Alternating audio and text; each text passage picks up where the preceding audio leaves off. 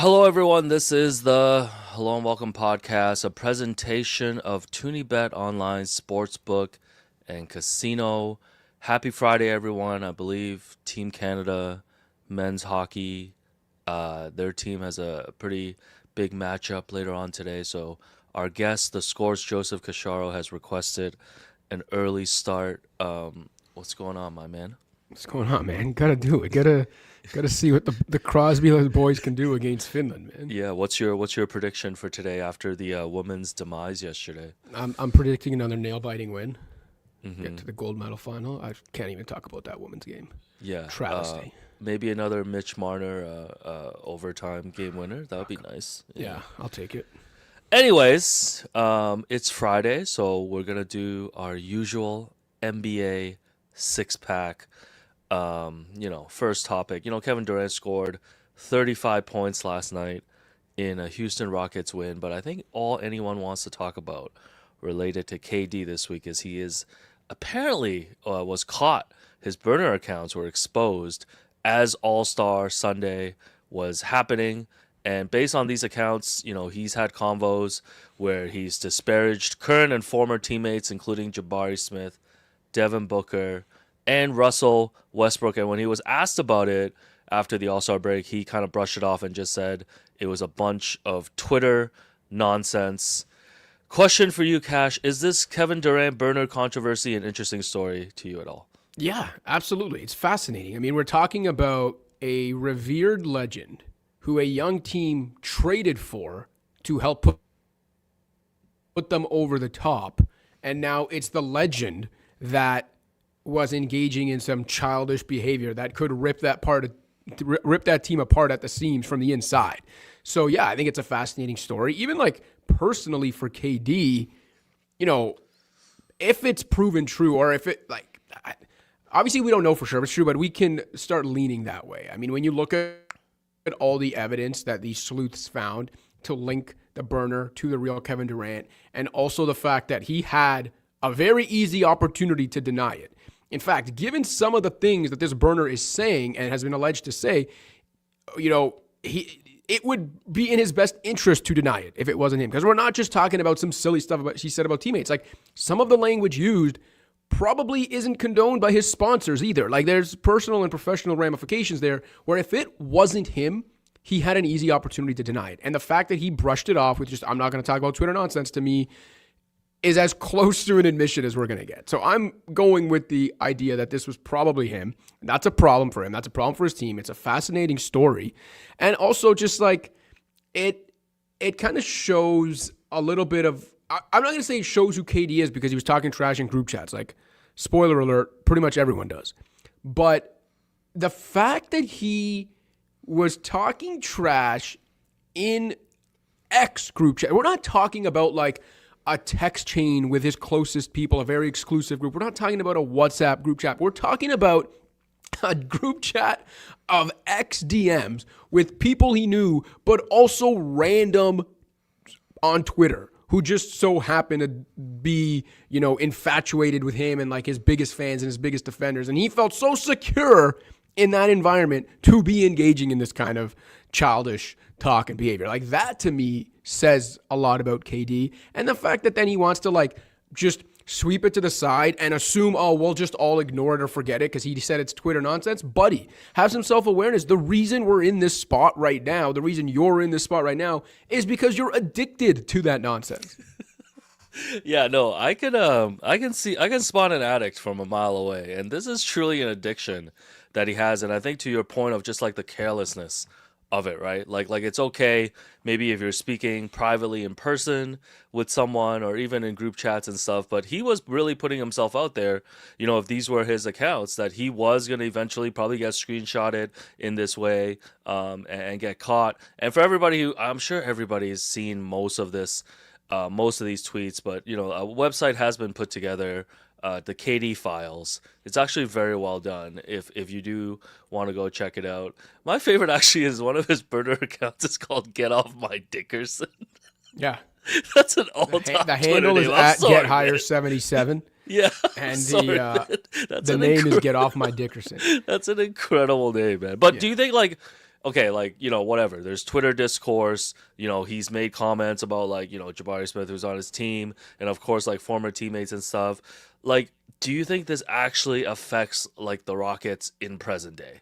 I do. And I know people are going to say, well, look, they won their first game after the break and KD was the best player on the floor. It doesn't matter. That's one game. Again, this isn't some like mediocre team trying to win a play-in game or get in the playoffs. We're talking about a young team that traded for Kevin Durant because they think, and rightfully so, that they can win a championship right now. Fred VanVleet getting hurt probably synced them this year, but in that locker room, they think or thought they can win a championship. And now their best player, again, the revered legend they brought in to kind of like help get them over the top, is a guy that I don't care what they say, for damn sure everyone in that locker room is whispering when he leaves the room, is like talking about whether it's true, is talking about what a snake he is. Like, you can't convince me that that's not happening. I don't care what anyone says. Imagine you're Jabari Smith Jr., man. Like, yeah, there are some flaws in your game, but you're a young player, probably idolize Kevin Durant. You're doing your best out there. The flaws in your game are what they are. And it's one thing if fans or media or whatever are ripping those flaws, but like for the guy you look up to on your team to be calling you the R word in group chats, again, with randos on Twitter, like I think that'll rip apart a locker room. Yeah, and it just got me thinking too about just the second half of KD's career. Of course, he leaves OKC. He forms a super team in Golden State. They win 2 titles. It doesn't really end well there. He goes to Brooklyn. He's recovering from an injury. We all know, he was like an inch away from like sending the Milwaukee Bucks home in that second round series. But ultimately, that Brooklyn team was a failure. Goes to Phoenix. We know what happened in Phoenix. And now in his first year in Houston, he's in this controversy. Like, I'm trying to think of another equivalent, like a superstar equivalent to this, where, we see guys bounce around towards the end of their career, but we've seen KD really bounce around, like, while he's still very much, one of the best players in the league, one of the best scorers in the league in the second half of his career, and, like, it's amounted to nothing. And not only has he bounced around, and not only to your point has it amounted to nothing, it's almost always amounted to toxic environments. And yeah, he's not the problem. And like, it's not his fault what happened with Kyrie in Brooklyn, for example. But like at some point, when you are the common thread in toxic environments popping up or allegedly popping up in all of your stops, you got to look in the mirror instead of your phone once in a while, Yeah, you know what? I think he should migrate to Blue Sky, man. Isn't that what people were doing a few years ago? What happened to that? Yeah, I got my Blue Sky account popping, man. I'm duplicating tweets on Blue Sky. Are you on Joseph Casciaro.bluesky.social? Yeah, literally, it's just my name. Oh man, you just lost all your swag, man. Come on, man. I did it for content purposes. But anything to add about KD? Yeah. No, just that. Look, man, I think. Is he on Fugazi watch or what, man? Fugazi watch. That he's got the stamp. Damn. Listen, I'll always respect KD's game. One of the most talented players ever. Yeah. And listen, going way back, you can find stuff I wrote. I never even blamed him for joining the 73-win Warriors. At the time, I said, if you listen to what he said leading up to free agency, how it was always going to be a basketball decision, whatever, he actually stayed true to his word. He went to the best basketball environment for him. So I wasn't even one of those people that like hated on him for that. But at some point, it's like, all right, so you went there because winning was all that mattered, but then you won easy and that didn't fulfill you. And then you go to all these other places and you can't get teams over the top or they're toxic environments and you're talking trash about your coworkers. Like, at what point are you at least part of the problem? And I think the Fugazi thing with KD for me is that he always wants to be seen as this guy where it's like, oh, all I want to do is hoop. All I care about is hoop, whatever. But it's not true. Well, he wants to hoop his way. And then he wants to argue about it on social media later. Like he's not actually this guy that all he wants to do is hoop because we've seen evidence to the contrary. Yeah. Yo, Jerome, man, clip this right away. I think JoeCash.bluesky is about to end up in the KD files. Also, next. Bring it on, man. Also, you versus KD on Twitter would be hilarious. Tell him to meet me on Blue Sky. No, I got both going. I didn't abandon Twitter. Also, the possibility we'll have a full KD Files explainer on theScore's YouTube page at some point. Okay. If that goes up, I also encourage people to check that out. No, look out for that. No, definitely subscribe to theScore's YouTube page. One of the holy grails, of sports content. Speaking of one of the best players of this generation, Chris Paul. officially waived by the Raptors during All-Star weekend and announced his retirement. We know that his quote-unquote last season in the NBA definitely did not go the way that he wanted. So he was on 7 p.m. in Brooklyn pod with Carmelo Anthony and Kid Miro and detailed a little bit about his final days with the Clippers. So we'll play this clip right now. That thing happened with the Clippers. I mean, I don't really talk to nobody, but I talk to Kawhi about every week. You know what I'm saying? If I was that bad, why I'm talking? Kawhi be talking? Why I be talking all the time? I hit T. Lou, you know what I'm saying? Like, I love to finish my career here. L. Frank, I hit him, said the same thing. Early in the season, Lawrence Frank sent me an article about how great my leadership was. An article I had never seen. He texted it to me saying, man, this is great leadership right here. I was extremely grateful. You saw I was emotional. Yes, absolutely. When I went back, I knew it was going to be my last year, and I was getting to play in front of my family. How did it get to that point where it ends so just abruptly? I still was grasping, you know what I mean, trying to figure out how it got to that. I believe in communication. During training camp, I talked to one of my teammates for a while, and then as soon as I went in the meal room, somebody came and told me like they didn't want me giving players advice. I told them, I was like, you were my assistant coach. I know you. But it was just a lot of back and forth. If this organization has any sort of sense, that number 3 is going to go in the Raptors one day. That's a given. He said that to me before he sent me home. CP, we all going to retire your jersey, but your service is no longer needed. Before I left the room, I asked him, I was like, so L. Frank, you said you was going to get me a meeting with T. Lou, right? He said, I'm sorry, I couldn't do that. Go home.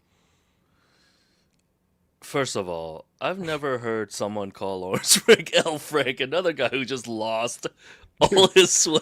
Also, I'm laughing at the idea of Lawrence Frank sending Chris Paul an article about Chris Paul's leadership saying, this is some great leadership right here.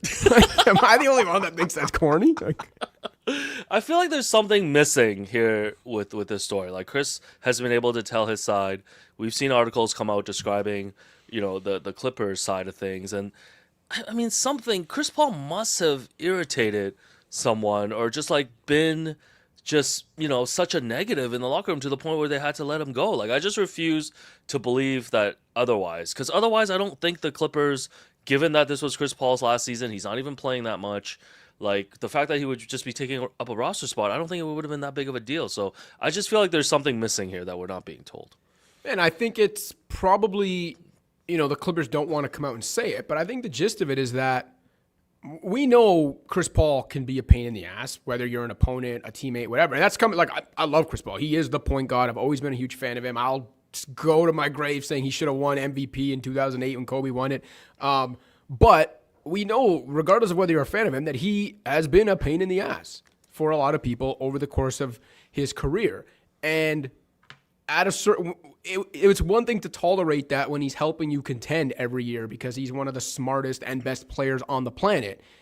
It's a lot harder to tolerate that, if at all, when he's not giving you anything on the court. Like, so I think that's just what it was. Like, there's probably a negative presence there. Now, that doesn't mean I'm absolving the Clippers because they, more than any other team, knew what they were getting themselves into. Steve Ballmer was an owner already when Chris Paul still played there. Lawrence Frank worked for the Clippers in some capacity already while Chris Paul was there. Ty Lue, I think was on Doc Rivers' staff for at least the last year that Chris Paul was there. The franchise, more than any other, knew him. So if any team does not get to rinse their hands of it, wash their hands of it, and say, oh, we didn't know he was going to be like this, it's the Clippers. They knew what they were signing themselves up for. They still did it. That's on them. But yeah, with Chris Paul, it's a lot harder to take a guy like that when he's not helping you win games, can't help you on the court at all anymore. Like, I remember the week that it was announced that he had been let go by the Clippers and everyone assumed he was probably going to retire, I asked Darko at practice one day, just like if he has any Chris Paul stories, or I know he didn't coach him, but just like what's it like coaching against the guy that was probably smarter than most coaches, always looking for an advantage. And Darko relayed a cool story from Peja Stojakovic that Peja once told Darko, and it was that when Chris Paul came into New Orleans as a rookie, Peja Stojakovic was there. He was one of the vets on the team. And what Peja told Darko was when he first met Chris Paul in his first training camp with him, he was basically like, who the hell is this kid and who does he think he is? Because Chris Paul came in as a rookie, apparently, according to Peja, and was like basically telling people what to do, telling people how to play, telling people how to conduct themselves. And Peja was looking at him like, who's this guy think he is? But then what Peja told Darko is like, within a week of training camp, I was like, no, I'm going to listen to this guy for the rest of the time I play with him. Again, because he probably saw what he could do, how right he was about the stuff he was being annoying about. But if you put all those things together and now it's like, oh, but now he's like 40 and can't help you, yeah, you're probably not going to want that guy around. Yeah, Chris Paul and Peja Stojakovic, two former Raptors, by the way. Great storytelling. I just think if it was any other organization, it would make a bit more sense to me. Just the fact that it was the Clippers, right? Like Chris Paul's history there, arguably the most important guy for that franchise, modern day at least, right? Yep. If you're to argue that. And, I posited the idea, and maybe it was a little bit extreme, of like even knowing that Chris Paul had announced his retirement at All-Star Weekend, that they could have done something for him even on the Sunday. Yep. Like, we knew that Chris was in town. Like, I'm not asking for a full ceremony, but even maybe a little tribute video, having him there and just, taking advantage of that spotlight. Because I just feel like this is like the weirdest ending between, the most important franchise player and his franchise, right? I don't think there's another example. Yeah. I mean, the second weirdest ending, probably the Clippers and Blake Griffin, when in trying to retain him, they raised a mock banner for him. No, I think it was a real banner. Like, they raised his number to the rafters. Don't forget the T-shirt that they put together. Dude, they put he put him on a T-shirt. I think it said Pioneers, and it was like Muhammad Ali, Mahatma Gandhi, Nelson Mandela, Barack Obama, Martin Luther King. Because I guess like Blake Griffin is somehow as important to the world as that list of gentlemen. But the point is, the Clippers did that for him, like raised his number to the Raptors as like a mock jersey retirement thing, as like, stay with us. There it is. Abe Lincoln was on there. I forgot they put Abe Lincoln on there. Yo, how did Abe Lincoln make the cut, man? Einstein's on there, man. This is one of those questions you got to post on Blue Sky. It's like, yo, you got to cut one. If you had to cut one, honestly, Cash, if you had to cut one from this, and it can't be Blake Griffin, who would it be? Oh, Michael Jackson's in there too. That's so funny. Yo, you got to cut one. Cut one, but can't be Blake Griffin. Ooh, that's a tough one, man. I might have to. I can't believe I might have to cut MJ, greatest entertainer to ever live, but I might have to cut him. Damn. But yeah, like the Clippers are becoming known for this, right? And the funniest thing with Blake Griffin is that they did all that to signify, like, stay with us and you'll be a Clipper for life. And then they traded him like 6 months later. Well, it's crazy. I think about it. It's like, if you look at modern day, obviously, I think CP gets his, jersey retired. I would argue Blake deserves to be there as well if you're putting up Chris. Yeah. And, I guess if you go down the list, Kawhi, like he's been there for a bit now and obviously a great player. But it's like all of them are marred in like controversy or just like, weird exits, and it can never be normal. Just the Clippers. It can never be normal for them. Yeah, it's really just the Clippers. All right, next up, two other players that really stood out at All-Star Weekend to me were Anthony Edwards, who won the All-Star Game MVP. Although I think that should have went to Kawhi. I don't care who actually won the game. Yeah. And Victor Wembanyama, who, and a lot of other players really credit with setting the tone for All-Star Sunday. And even before All-Star Weekend, we saw Ant and Wemby go one-on-one, literally in a fourth quarter of a game. That's probably one of the best games of this season. And it did get me to thinking, we talk about all these guys like KD, LeBron, Steph. This is obviously... I'll put my guy James Harden in there. This is obviously, the generation that's aging out, towards the twilight of their career. And a lot of times people talk about like, oh, who's the next face of the league? I think clear favorite, if I were to say, would be Wemby, just because of his presence and his uniqueness. I mean, I think Ant is up there too, just with his personality and all that. So my question to you is, in 5 years, Cash, who will be the face of the NBA? Will it be Ant, Wemby, or am I forgetting somebody? You're forgetting the reigning MVP, the most complete guard since Michael Jordan, Shai Gilgeous-Alexander. Yeah, I'm kind of a Shai hater, so okay, we'll throw Shai in there. Yeah. if things go as they should, 5 years from now, he will be a multiple-time champion, a multiple-time MVP award. And yeah, by then he'll be 32. But I think if the next 5 years go the way I see them going, I think Shea is going to be revered in a way where it's like people but can I zag here or just say that, like, I think to be the face of the league, you need to be not like outspoken, but have a personality that really kind of imparts on a larger audience. I think Wemby has that clearly. Yep. I think Ant is the favorite in that category. Ant has an aura for sure. Yeah, like every interview, you can just tell he's just speaking the truth. Like there's no kind of media filter. I don't know if Shea has that, right? And I'm not saying that's a negative for Shea. That's just how he carries himself. That's his personality. But I feel like that's where he falls short if you're trying to say face of the league.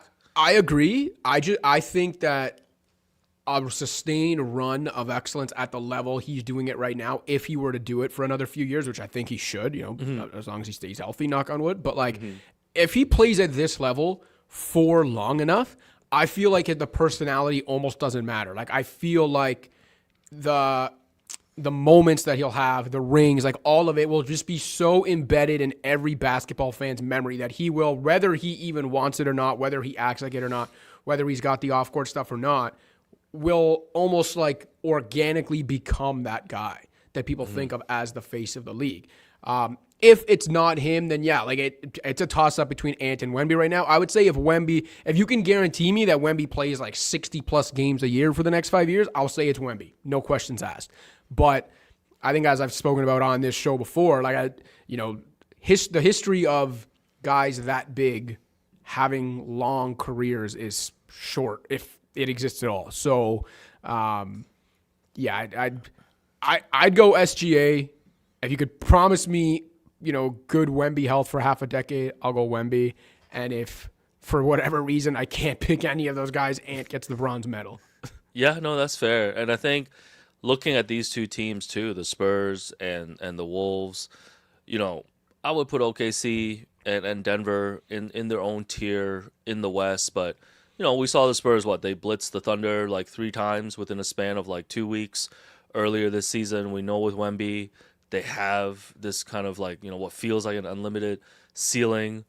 And the Wolves, like, I feel like people don't talk about the Wolves. They're a very up and down team. Like, I feel like they don't really get up sometimes for like the lesser opponents. But when they play to their level, like, it's been back-to-back conference finals appearances.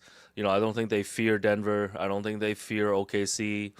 To me, they're a team that just lacks sometimes like attention to detail, where like I don't really trust them in those big games just with their discipline. But I mean, would you be shocked? I wouldn't be shocked if either of one of these teams came out of the West. Which team do you think has a better chance of surprising and making the finals this season, if you were to pick between these two?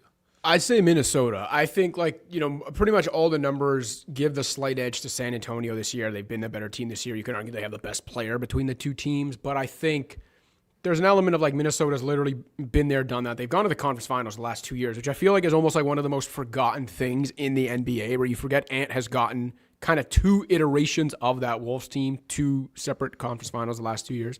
So they've been there a little more veteran presence, a little more know-how. Ant's been one of the best clutch players in the league, but also just, even if Wemby's the best overall player between the two teams, there's a thing in the playoffs of like needing you can call it a championship level shot creator, a 3-level scorer that the Spurs don't really have yet. Like Wemby could get there, but in terms of like the complete package as a scorer, Ant is there already and getting better, and he is the type of offensive engine that every championship team, pretty much every finals team has ever needed. I'm not sure the Spurs have that yet. Maybe Dylan Harper or Stephon Castle gets to that. Fox isn't really that guy. Ant is that guy. And so if it was a playoff series, or just a playoff run, I would give the Wolves the edge because the teams are pretty close, but Ant kind of puts them over the top based on the fact that his skill set wins in the playoffs. Yeah, no, I think I would go with the Wolves as well. The Wolves would be my chill choice to win the Western Conference. And Cash, I don't know if you know, basketball can be very stressful, but your choice of beer doesn't have to be. Coors Light delivers mountain cold refreshment, and when the mountains turn blue, the beer is as cold and refreshing as the Rockies. As you're watching these final few weeks of the regular season, make sure you have a Coors Light in your fridge. It's cold lagered, cold filtered, and cold certified for a smoother finish. So when the game heats up, why not make the chill choice by grabbing a crisp, refreshing Coors Light? Find Coors Light near you. Visit CoorsLightShop.ca. Hey man, you've been working really hard this season on the podcast. I think it's time you take a break. I agree with you. I was looking at the calendar and I saw I got a bit of a week off, and I think I'm going to make a trip to one of my favorite cities in the world, Mexico City. Oh man, I love Mexico City, man. Well, one of the things to figure out, you got to book a spot there, man. You gonna be using Airbnb? Of course. Last time I was in CDMX, I did use Airbnb and I found an amazing spot. It was in Roma, one of my favorite neighborhoods. And the best part about it, I still think about it to this day, it had this personal patio on the rooftop. You're able to wake up every morning to all this sunlight, which you do not get a lot of in the winter where we are. And I might just go right back to that same spot. Yeah, now that you talk about it, I kind of want to go on a trip too, man. I think I banked about like 15 vacation days in April. Probably gonna go with some friends, maybe 6-7 of them, and man, I gotta find a spot that's spacious and in a good location. Okay, well, first off, I hope I get that invite, okay? But while you're looking for that, have you checked out the guest favorites feature? It shows you the most well-loved places by guests, the highest rated scores, and I think it's just a great way to find the spot that you're looking for, so that you can live like a local and outside of all the touristy areas. Yo, that's a great call, man. All right, let's both take a break, book our trip, and use Airbnb. I gotta say, Cash, Airbnb was super useful too when we went on your bachelor That's party exactly trip what I was thinking. to Chicago. Listening to that ad read, that's exactly what I was thinking, man. Yeah. Did you use the guest features option, or did You know do what? recall? I actually might Do you have. recall anything from that weekend, Cash? I remember having a great time with great guys. Wow. Wow, I didn't know this What do you guy think? You're came getting in some with it. KD trash dog out of me, man? Wow. No by fugazi. the way, we'll mention Mexico City. I swear to God, I've seen 50% of my IG feed in Mexico City this past month. Like, everybody's on those hot air balloons. Have you ever taken the Queen on a hot air balloon? I actually have not. Oh, man. Never done the hot air balloon Well, you thing. gotta add it to the list, man. Come on, man. Fly I over thought you- Richmond Hill. I thought you were romantic, man. I didn't want to talk Come to you on, like man. that. Next up, it was reported yesterday by Shams Charania that Commissioner Adam Silver has informed the league's 30 general managers that the NBA plans on making anti-tanking rule changes for next season.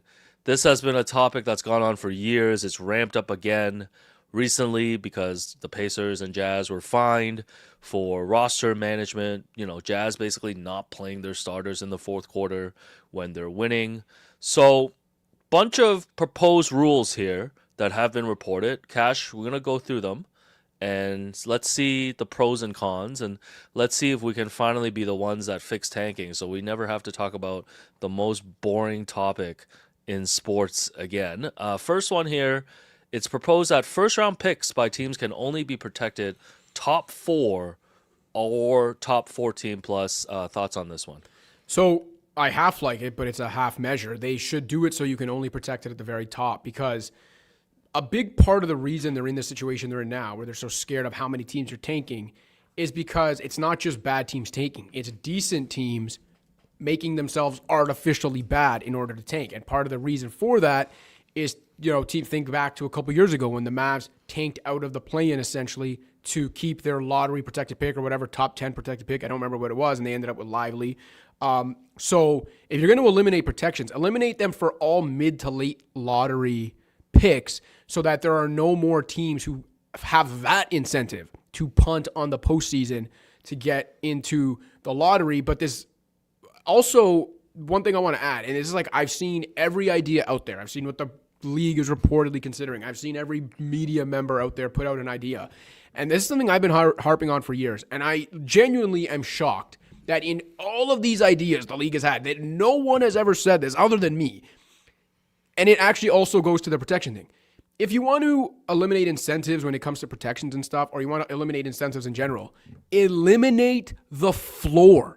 Right now, the way the lottery works is only the top 4 picks are actually drawn by the lottery. So you can only fall a maximum of 4 spots from your lottery spot. That means if you get the worst record in the league, you guarantee yourself a top 5 pick. That means if you go into a season knowing your pick is top 8 protected, you go into a season knowing exactly how bad you need to be to keep your pick. If we're one of the 4 worst teams in the league, we're keeping our pick. Eliminate the floor. Draw all 14 teams during the lottery so that every team in the lottery, including the worst teams, technically can finish anywhere from 1st to 14th. That doesn't mean you have to decrease their odds. The odds of landing the number 1 pick, the odds of landing top 4 picks can stay the same for all the teams in the lottery. The only thing that would change are the odds of each team finishing 5th through 14th. To me, that is one of the most obvious tweaks. I'm not going to say fixes, but tweaks that can be made to disincentivize tanking that for some reason the league has never even brought up. And it's like, again, it's not going to fix it, but would teams be as eager to punt on entire seasons and lose all the revenue that comes with it if they knew that no matter how bad they were, they could end up anywhere from 1st to 14th? I think more teams would at least have to consider it before committing to that. Yeah, I think that's a fair point because, like, you know, you wouldn't want to be like the general manager or the owner of a team that's like tanking the whole season and then having to answer to your fan base when you fall to like 14th. Like, that's something that I feel like the strategy would be like discouraged. I guess the only like, what is it, like downside I could think of is like, I guess the league just doesn't want, I don't know, like Lakers making the play-in and then somehow like, you know, winning, like Lakers being like the 14th best odds or something and then jumping. But and again, then the worst teams never get rewarded or whatever. And I get that. Right? I get that argument, and that's why I'm saying I think they can do that. They can eliminate the floor, but without altering the odds of the top pick. So like the 14th worst team, you know, the best non-playoff team, their odds of the top picks wouldn't change from the current format. The only thing that would change is just letting the top teams being able to fall. Yeah. And even the so the best non-playoff team right now can only get 1st to 4th or like 14th basically. Yeah. In my system, the odds for 1st to 4th stay the same. The only difference is now they can finish anywhere from 1st to 14th, as every team could in the lottery. But the odds for the top pick would stay the same. Yeah, because one of the other suggestions is to flatten odds for all lottery teams, which I think is a little bit extreme. And I think you have to factor in that, like, I mean, there are teams that are just bad because they're bad. Like, it's not all teams that are tanking, right? And I feel like those teams get punished if you're flattening the odds for all lottery teams. Lottery odds freeze at the trade deadline or a later date is one that's been proposed. So, like, the Jazz were just trying to go, like, 0-50 to start the season. Again, this is what I'm saying. It boggles my mind that these are some of the solutions they've come up with. Like, all right, so instead of you having to tank for all season, there's going to be a date where they get frozen at that point. So it would be an even, like, more competitive race for teams to tank. Exactly. Yeah. And then even the idea where, you know, it's like, oh, what if you counted wins after being mathematically eliminated from the playoffs? You know what would happen? The tanking teams would race to get eliminated from the playoffs. So they could get a jump start. So you get a head start on the points. Exactly. And even like the completely flattening the odds to me is ridiculous. Again, the one thing I saw was flattening the odds for all lottery teams and making it so that every play-in team, I think even if they made the playoffs, ended up in the lottery. Yes. It's like, okay, so now what you're doing is you're encouraging teams that are like 5th or 6th to tank to 7th or 8th because it's advantageous to be a play-in team regardless of what happens to you. And you're especially incentivizing dropping out of the playoff race to get into the lottery because now your odds just went from like 1% of winning the lottery if you're the best non-playoff team to like 7%. Yeah, yeah. What do you think about you know, we got the play-in tournament. What about the same time we have the play-out tournament? You know, like teams in the lottery actually just fight. Like they play in a round-robin tournament, whatever it is. They actually play each other for like lottery odds. So then you just remove kind of, I guess, whatever happens during the 82-game schedule. I think that would be quirky and it could be fun. But again, I think there would be an element of tanking to make sure you're one of the teams that gets into that tournament. Yeah. Yeah. And no, 2, I think it's weird to like essentially have a team playing extra games to determine lottery position when like a lot of those guys probably aren't even part of the future. Like it just seems like a weird, quirky thing where it's like, hey, help us win these extra games with Yeah. the CBA. Like they'd have to figure out with the Players Association or whatever when you're probably not even going to be here for the benefits of this. Yeah, no, I think that's fair. I almost think like after hearing we've been hearing proposed solutions for years now. It's I don't know. I always come back to just like keeping the system the same. Yo, this is, man, I wrote about this very topic today. People can read my From the Logo weekly column coming out on the Score app Man, later it's so today. hardworking, man. Building a new deck in your home and still keeping up with the writing and video. How do you do it, man? Yeah. About the house with the deck already. Making sauce with the fam, like damn, man. That's a necessity. But for real, I wrote about this topic for this afternoon, and essentially, I'm with you where it's like at some point the NBA just has to accept some level will exist, and all they should be doing is tweaking the system to disincentivize the most shameless, shameful forms of it, and eliminating the floor. Preventing teams from maybe winning the lottery 2 years in a row, eliminating some of the protections. Those things are good ideas. Some of the other things they've come up with are not. And an idea that like you're going to be able to continue to keep the draft tied to team performance while ridding yourself of tanking, it's not going to happen because of how uniquely susceptible basketball is to being impacted by the best players. Also, another thing people aren't talking about, this is like a generational draft. The next two are going to be terrible, projected as, maybe historically weak. So the league was already going to get a 2-year break from this level of tanking anyway.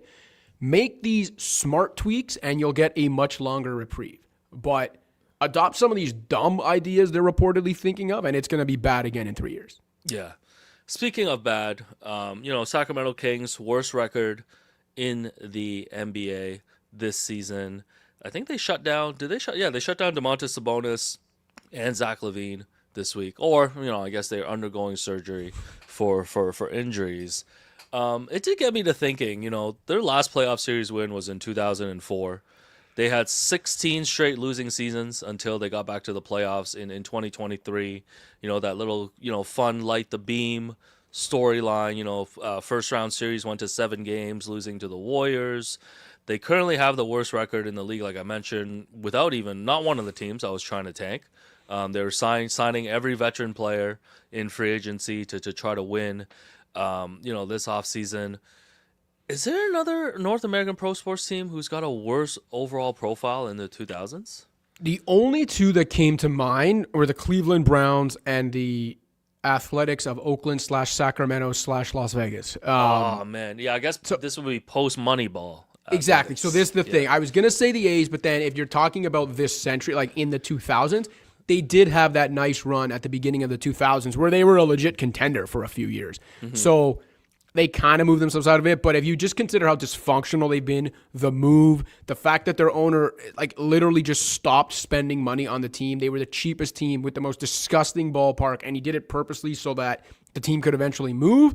I think the A's have to be in the conversation. But the only franchise in pro sports in North America that actually has a chance to compete in this sad competition with the Kings is the Cleveland Browns. They lose their franchise in the mid-'90s. I believe they went to Baltimore, became the Ravens, won the Super Bowl a few years later. And then if you look at since the Browns came back into effect in 1999, so one extra year, okay, we'll throw it in for good measure. So in, I believe, 27 seasons back in Cleveland, they've made the playoffs 3 times in 27 years. They have won 1 playoff game. Yeah. In 27 years since being back in Cleveland. And you just go through their records like every year. 2-14, 3-13, 7-9, 9-11. Okay. 5 wins, 4 wins, 6 wins, 4 wins, winning season. 4 wins, 5 wins, 5 wins, 4 wins, 5 wins, 4 wins, 7 wins, 3 wins, 1 win, 0-16. 7 wins, 6 wins, winning season. 8 wins, under 500. 7 wins, winning season. 3 wins, 5 wins. I think that might actually rival the Kings, if not beat them. Yeah, I think a lot of these, when you think about worst teams, like it's really defined by like specific moves that they did make or didn't make. Like you talk about the Browns, I mean, the running joke is always like they've been trying to find a quarterback for like how many years, right? Yeah. And it's like they let Baker Mayfield go, and like Baker Mayfield becomes a really good quarterback. They trade the farm for Deshaun Watson. And Deshaun likes his massages. And like I think about the Kings too, like one of the teams that had Luka Doncic right there. but instead took Marvin Bagley in that draft. That could have changed the course of things. The Tyrese Halliburton trade, in retrospect, doesn't look that good.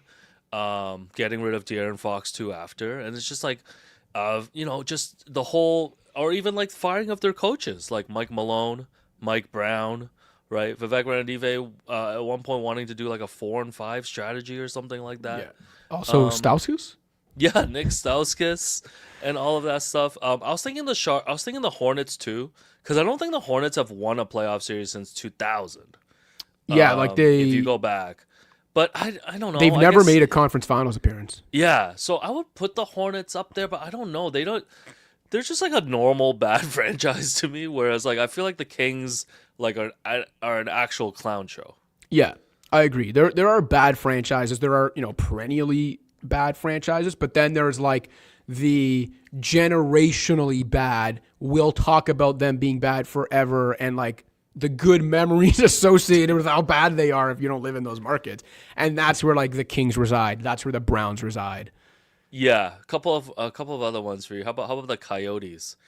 The Phoenix/Arizona Coyotes. Yeah, they gotta be in the mix too. I mean, if it wasn't for Bettman, they would have moved way sooner. Yeah, than they did. Who else did I have in my? But at least they're not active anymore, right? Because they are now the. Oh right, the Mammoth? Utah Mammoths. They're the Mammoth. Yeah.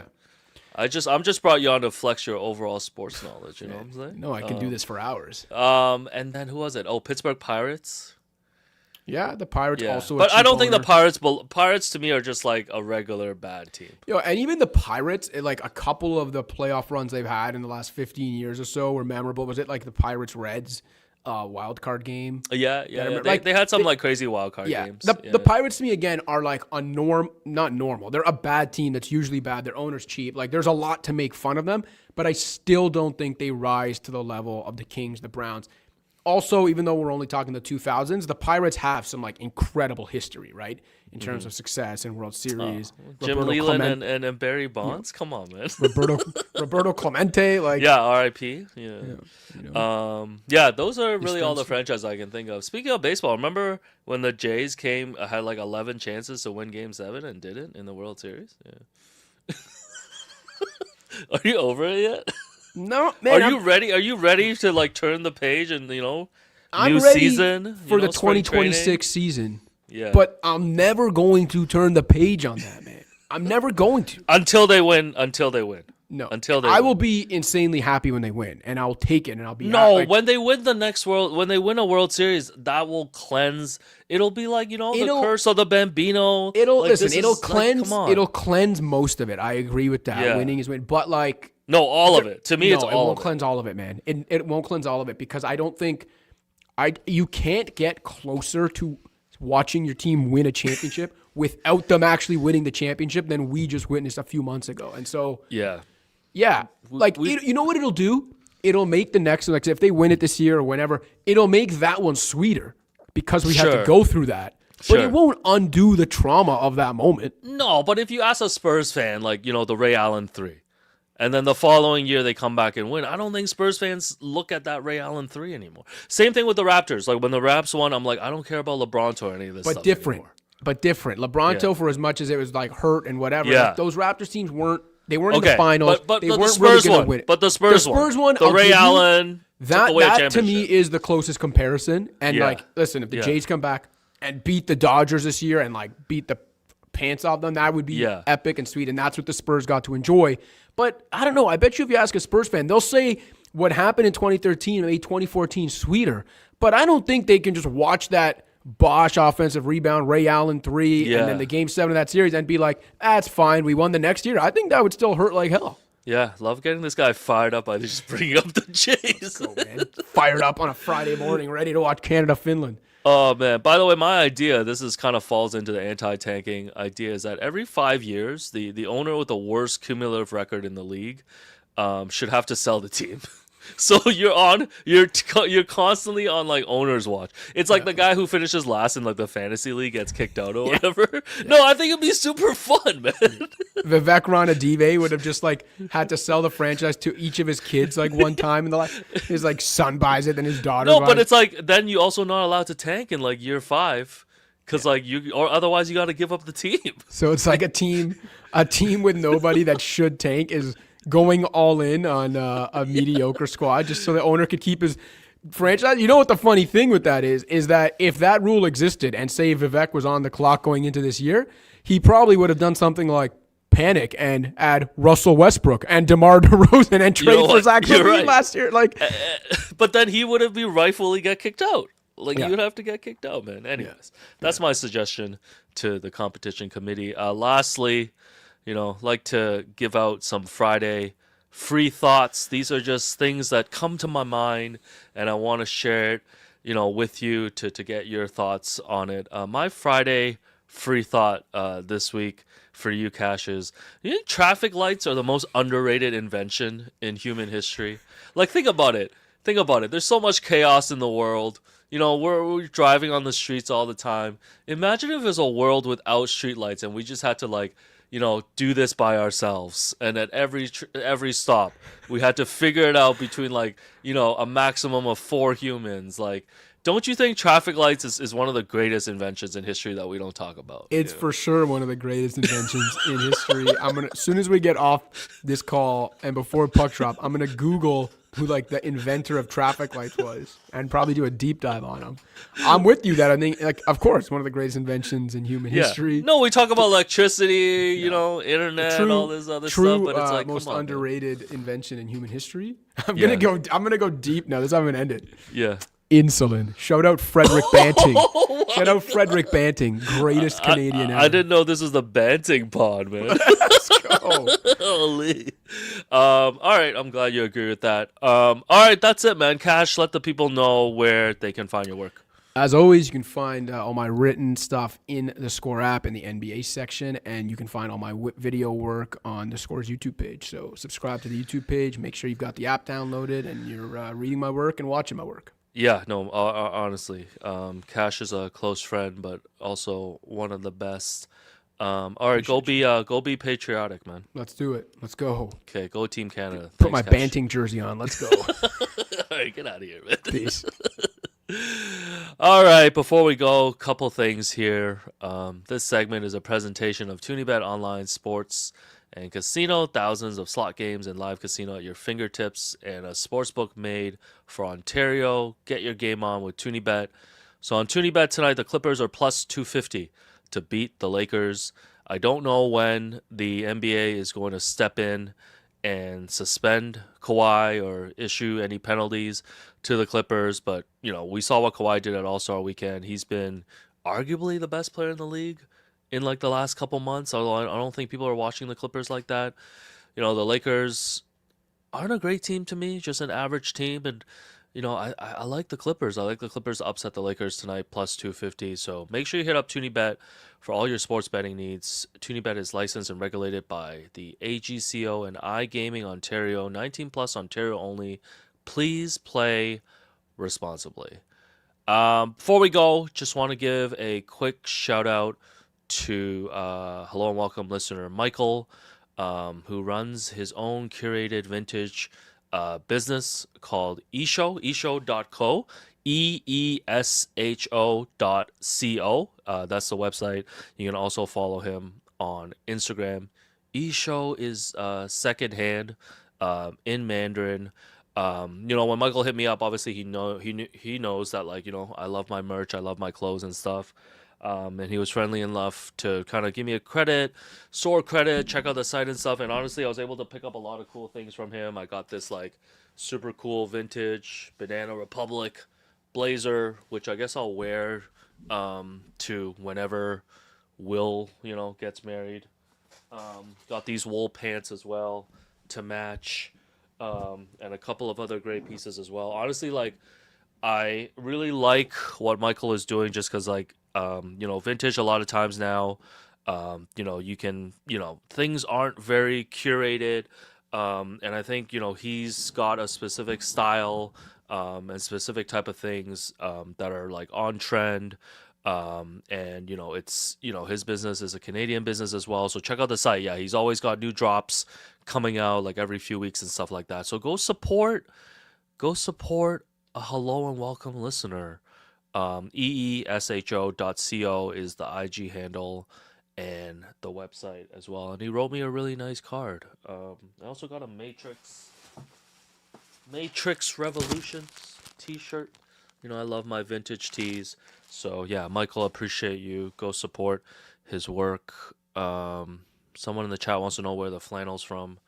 I think this is from a Stussy warehouse sale that I went to with Jerome. All right. Will be back with me next week. He's also got you this weekend for the post game show. And Jerome, I think we have more All Star weekend content coming, right? We have a Turo.